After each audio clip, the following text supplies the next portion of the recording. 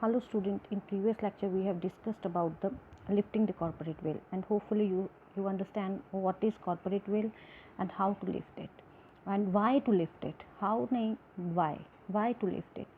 So एक बार फिर से lifting the corporate veil means कि एक पर्दा है जो मेंबर्स और कंपनी के बीच में पड़ा हुआ है, उसको उठाना है और किन सर्कमस्टांसेस में वो हम उठाते हैं. जैसे हमने फर्स्ट देखा है तो डिटर्मिनेशन ऑफ एनिमी कैरेक्टर, वो मैंने आपको बता दिया था. अगर इवेजन ऑफ टैक्सेस को बचाने के लिए अगर किसी कंपनी की स्थापना की गई है तब भी. The next is avoidance of welfare legislation. मतलब अगर कंपनी का निर्माण वेलफेयर के लिए नहीं किया जा रहा है, जो चाहे वो एम्प्लॉयज़ हैं, चाहे वो मेंबर्स हैं, चाहे किसी की भी वेलफेयर के लिए नहीं किया जा रहा है, तो इट बिकम्स नेसेसरी. या कोर्ट जो है वो क्या करता है, एक पर्दा जो पड़ा हुआ है उसको उठाता है और उसके पीछे क्या कारण है उसको फाइंड आउट करता है. मींस कि अवॉइडेंस ऑफ वेलफेयर लेजिस्लेशन का मतलब है कि कोर्ट जो है वो कॉरपोरेट वेल को उठा सकता है और ये फाइंड आउट कर सकता है कि वेलफेयर के अगेंस्ट अगर किसी के वेलफेयर का मतलब है वेलफेयर मीन्स किसी का मतलब वेलफेयर करना, अच्छे काम करना. अगर उस पर्पज़ के लिए कंपनी जो है अवॉइड कर रही है तो कोर्ट जो है उस वेल को, उस पर्दे को उठा सकता है और ये फाइंड आउट कर सकता है, इसको कोशिश करता है कि कौन है उसके पीछे जो कंपनी की वेलफेयर जो है वो नहीं करना चाहते. तो इसी के संदर्भ में workman of association of rubber industries versus association rubber industry limited कि रबर इंडस्ट्री के जो वर्कमैन थे उनके बीच में और रबर इंडस्ट्री के बीच में एक केस हुआ. और इसमें क्या हुआ कि कंपनी ने in order to reduce its liability on account of payment of bonus to its worker, कि कंपनी ने अपने वर्कर्स को बोनस नहीं देने के बजाय उन्होंने क्या किया, एक सब्सिडरी कंपनी को क्रिएट कर दिया. अब सब्सिडरी कंपनी क्या होती है, होल्डिंग कंपनी होती है जिसके पास मोर देन 51% शेयर्स जो हैं दूसरी कंपनी के पड़े होते हैं और दूसरी कंपनी जो होती है वो सब्सिडरी हो जाती है. मींस क्या है, if suppose there is A limited and B limited, and if A Limited purchases the shares of B Limited for more than 51% shares, it purchases from the B Limited company, then A Limited is a holding company and B Limited is a subsidiary company. तो इस case में क्या हुआ कि bonus नहीं देने के बजाय एक सब्सिडरी कंपनी को एक रबर इंडस्ट्री ने बना लिया और सारी की सारी इन्वेस्टमेंट अपनी सब्सिडरी कंपनी को ट्रांसफ़र कर दी. जितने भी उनके पैसा जो बोनस का बचा हुआ था वो जो देना था उसको उन्होंने इन्वेस्टमेंट के रूप में दूसरी सब्सिडरी कंपनी में इन्वेस्ट कर दिया. तो अब सुप्रीम कोर्ट ने जो जजमेंट दी वो ये दी कि सब्सिडरी कंपनी बनाई जाती है, उसके शेयर्स खरीदे जाते हैं, लेकिन उसका मतलब ये नहीं है कि उसमें जो प्रिंसिपल कंपनी जो है, जो होल्डिंग कंपनी है, वो अपनी एसेट्स को, अपनी जो वर्कमैन को, अपने जो एम्प्लॉयज़ हैं उनका बोनस ट्रांसफ़र कर दे. वो बोनस नहीं ट्रांसफ़र कर सकते, वो उसके शेयर्स खरीद सकते हैं.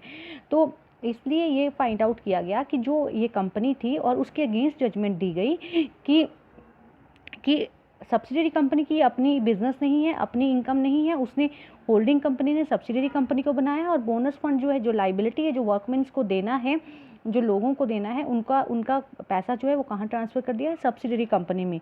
तो इसीलिए और इसका ऑब्जेक्टिव ही अपने जो ग्रॉस प्रॉफिट है, जो पेरेंटल कंपनी है मतलब होल्डिंग कंपनी है, उसका ऑब्जेक्टिव अपने ग्रॉस प्रॉफिट को कम करना है ताकि हम अपने वर्कर्स को बोनस के रूप में पैसा नहीं दे सकें. तो मतलब यहाँ पे वेलफेयर, जो बोनस की वेलफेयर के लिए बोनस कब दिया जाता है, जब डेफिनेटली वर्कर्स ज़्यादा काम करते हैं और कंपनी को ज़्यादा प्रॉफिट हो जाता है, तो उसके बदले में कंपनी क्या करती है, अपने जो वर्कर्स हैं उनको बोनस देती है. तो अगर कंपनी ने किसी नई कंपनी, इस केस में क्या हुआ, एक कंपनी ने नई कंपनी सब्सिडरी कंपनी बनाई और जो बोनस के पैसे थे वो उसको लिए और इन्वेस्ट कर दिए सब्सिडरी कंपनी में. तो जो वर्कर्स थे वो कहाँ गए, वो कोर्ट में गए और कोर्ट में जाने के बाद कहा गया कि ये जो वो कोर्ट में गए और कोर्ट में जाने के बाद उन्होंने ये कहा कि ये कंपनी जो है अपनी एसेट्स को, अपनी इन्वेस्टमेंट को है जो वो ट्रांसफ़र नहीं कर सकते, क्योंकि अपनी एसेट्स को ट्रांसफ़र नहीं कर सकते बिकॉज़ अगर वो ट्रांसफ़र कर देते हैं तो वो अगेंस्ट द वर्कर्स हैं कि वर्कर की वेलफेयर के लिए नहीं हैं. नेक्स्ट है प्रिवेंशन ऑफ फ्रॉड, कि अगर कंपनी इस पर्पज़ से एस्टेब्लिश की जा रही है कि उसने कोई फ्रॉड काम करना है, फ्रॉडुलेंट पर्पज़ के लिए काम करना है, तब भी जो कॉरपोरेट वेल है उसको उठाना पड़ता है। जैसे कि एक कंस्ट्रक्शन कंपनी है, Delhi development authority versus शिपर construction private limited. Delhi development authority versus शिपर construction limited जो है, उनके बीच में केस हुआ। उसमें क्या था, एक कंस्ट्रक्शन कंपनी थी, उसने एक एडवर्टीज़मेंट दी कि अपने फ्लैट्स को आप बुक कीजिए और उसके लिए पैसे मांग लिए फॉर डिपॉजिटिंग, मतलब जैसे सपोज ऐसी बहुत सी कंपनीज होती हैं, बहुत से केसेस हैं कि कुछ कंपनी जो हैं कंस्ट्रक्शन कंपनीज होती हैं, तो वो क्या करती हैं कि लोगों को बोलती हैं कि अपने फ्लैट बुक करने के लिए हमें पैसे दो, और फ्लैट बुक करने के बाद जो लोग हैं उनको पैसे नहीं दिए जाते, तो इन्वेस्टर जो हैं अपने आप को ठगा हुआ महसूस करते हैं। तो कोर्ट को ये मिला कि कोर्ट ने ये फाइंड आउट किया कि डायरेक्टर्स हैं जो कंपनी के और जो मेंबर्स हैं, उन्होंने बहुत सी कंपनीज बनाई हुई हैं और उनका मेन ऑब्जेक्टिव ही लोगों से पैसे लेना है और उनको और उनके पैसे को कैप्चर करना है, खा लेना है, और उसके बाद उनको फ्लैट्स नहीं देने हैं। तो मतलब जब कंपनी की एस्टेब्लिशमेंट ही फ्रॉड पर्पस से की गई हो, तब भी it becomes very necessary for the two lift the corporate veil and find out the members, directors, promoters, कौन भी हैं, जो भी हैं, कि क्या मतलब वो काम कर रहे हैं और क्या उसके लिए रिस्पॉन्सिबिलिटी, कौन रिस्पॉन्सिबल है जो इस पर्पज़ से बनाया गया है। तो अगर कंपनी फ्रॉडुलेंट पर्पज़ के लिए बनाई गई है, तब भी हमें क्या करना होता है, कॉर्पोरेट वेल जो है, जो पर्दा पड़ा हुआ है, उसको उठाना होता है। इसी तरह अगर कोई किसी का पर्पज़ जो है इन केस ऑफ क्राइम, कि अगर क्राइम जो है अगर क्राइम कोई हो जाता है तो रिस्पॉन्सिबिलिटी किसकी है, ठीक है, अगर कोई क्राइम हो जाता है तो who is responsible for that, तो उसको फाइंड आउट करना भी उसमें, उस केस में भी अगर कोई कंपनी एस्टेब्लिश की जाती है और कंपनी के बिहाफ पे कोई क्राइम हो जाता है, कोई भी अपराध हो जाता है, तो ये फाइंड आउट करना आवश्यक हो जाता है कि इसके लिए रिस्पॉन्सिबिलिटी किसकी है। तो इसके संदर्भ में भी एक केस है और वो है Peter Kite and OLL limited. Peter Kite PETER Kite Kite KITE and OLL limited. तो इस केस में क्या हुआ कि ये एक कंपनी है OLL लिमिटेड, जो क्या करती है, वो आउटडोर एक्टिविटीज़ कंडक्ट करती है। तो आउटडोर एक्टिविटीज़ क्या होती है, जैसे कि कई बड़े बड़े स्कूल्स जो होते हैं, जैसे मुंबई, राजस्थान, यहाँ के जो बच्चे होते हैं, एक रिच फैमिलीज से होते हैं, कुछ भी है, जो भी है, तो ये लोग क्या करते हैं, अपनी जैसे माउंटेनियरिंग करा देंगे, ये लोग अपनी जो एक्टिविटीज़ होती हैं वो वहाँ पे बच्चों को ले जाते हैं। इनफैक्ट कई बार बड़े स्कूल्स में तो फॉरेन ट्रिप भी ऑर्गेनाइज़ किए जाते हैं। तो OLL लिमिटेड था, वो स्पेशलाइज आउटडोर एक्टिविटीज़ कंडक्ट कराने में स्पेशलाइज था। और उन्होंने क्या किया कि उन्होंने एक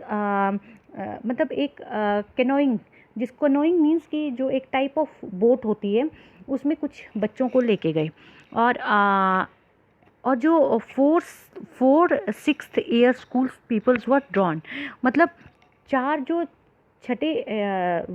वर्ष के बच्चे थे, वो उसमें डूब गए।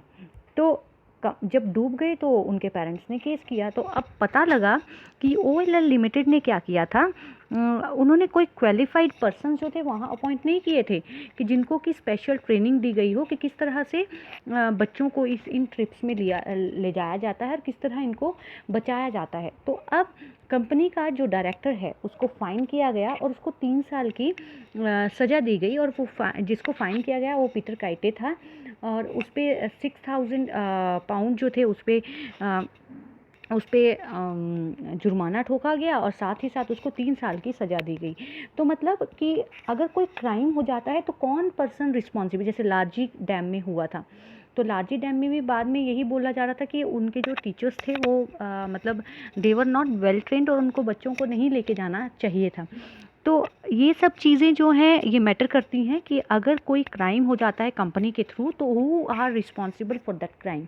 तो अगर OLL लिमिटेड था, अगर वो आउटडोर एक्टिविटीज़ को कंडक्ट करा रहा है तो there should be specialised person कि वो किस तरह से एट द टाइम ऑफ अगर कोई इमरजेंसी सिचुएशन अराइज होती है तो वो उनको बचा सकें। तो इस तरह से मतलब पीटर काइटे को माना गया कि पीटर काइटे जो था मैनेजिंग डायरेक्टर है और उसकी रिस्पॉन्सिबिलिटी बनती है कि जो अपॉइंटमेंट्स होनी है, जो लोगों को अपॉइंट करना है, they should be trend properly. और जो इंस्ट्रक्टर्स हैं उसको ट्रेंड होना चाहिए था प्रॉपरली, उनको काम करना चाहिए था। तो इसी कारण से उसको जो है फ़ाइन किया गया। फिर है इकोनॉमिक ऑफेंसेस। कई बार क्या होता है कि अगर कोई आर्थिक आधार पे कोई घपला किया जाता है तब भी कॉरपोरेट एंटिटी जो है वो उस वेल को अपनी जो पर्दा पड़ा हुआ है उसको उठा सकते हैं। बहुत ही इम्पॉर्टेंट, चलो बुक्स में कुछ और है लेकिन वैसे मैं आपको एक केस बताती हूँ। सहारा लिमिटेड आपने सुना होगा। सहारा का ग्रुप जो है वो क्या करता था, छोटे छोटे लोगों से पैसे कलेक्ट करता था। मतलब छोटे मतलब इन द सेंस जैसे रेडी वाले हो गए, उनसे जैसे 50-50 रुपए दिन के ले लेने हैं और वो लोग पैसे लगवाते थे अपने सहारा इसमें, और उसके छोटे निवेशक थे। अब छोटे निवेशकों को पैसा लगाने के बाद उनको डिविडेंड नहीं दिया गया। तो डिविडेंड नहीं दिया गया, आपने बड़ी बार न्यूज़पेपर में आम्रपाली और बाकी ग्रुप्स का भी नाम सुना होगा। तो अब सहारा ग्रुप का जो MD है, ये जो ऑनर है, वो अब सलाखों के पीछे है क्योंकि उन्होंने इकोनॉमिक आधार पे लोगों को एक्सप्लॉइट किया और इस आधार पे वो अब अंदर है। तो इस केस में आपकी बुक्स में शांतनु रे वर्सेस यूनियन ऑफ इंडिया का केस दिया हुआ है कि इस केस में भी उन्होंने क्या किया है, central excise and sales tax act जो 1944 है उसके सेक्शन को वायलेट किया है। उसके अकॉर्डिंगली कितना टैक्स बनता था वो उन्होंने पे नहीं किया। तो कोर्ट ने भी यही जजमेंट दी कि आप ये डिटर्मिन करना है कि कौन पर्सन जो हैं, कौन डायरेक्टर जो हैं इसके लिए रिस्पॉन्सिबल हैं, क्योंकि कंपनी खुद काम नहीं कर सकती, वो मेंबर्स और डायरेक्टर्स और प्रमोटर्स के हाथों ही काम करती है। तो अब ये डिसाइड करना पड़ेगा कि कौन लोग रिस्पॉन्सिबल हैं और उनके अगेंस्ट केस चलता है और फिर उसके अगेंस्ट, ये शायद आप लोगों को बेहतर पता होगा, ये तो आप लिख सकते हैं। और फिर नेक्स्ट है आपका to determine expertise of a company, कि अगर इस चीज़ को फाइंड आउट करना है कि आपकी कंपनी के कौन एक्सपर्टाइज हैं, कौन अनुभव हैं, कौन एक्सपीरियंस शेयर होल्डर्स हैं, तो उनको एक्सपर्टाइज कहा जाता है। और therefore in case there is a need to determine the expertise of the company, the corporate will have to be lifted to judge the expertise of the shareholder director of that company। Case से समझते हैं क्या हुआ था। तो department of telecommunication है Hyderabad, department of telecommunication Hyderabad का ये केस है, new horizon versus union of India का। तो उन्होंने क्या किया, उन्होंने एक टेंडर जो था वो इनवाइट किया, printing and supply telephone directories along with the requirement of specific experience in the related field. तो उन्होंने टेलीकम्युनिकेशन डिपार्टमेंट ने अपनी प्रिंटिंग टेलीफोन डायरेक्टरी बनाने के लिए प्रिंटिंग और सप्लाई वाले को कांटेक्ट किया और उन्होंने ये बताया कि इस फील्ड में जो पर्सन आए वो एक्सपर्टाइज होना चाहिए। और न्यू हॉरिजॉन लिमिटेड जो है उसका जॉइंट वेंचर था इंडियन कंपनी के और फॉरेन ग्रुप कंपनीज के साथ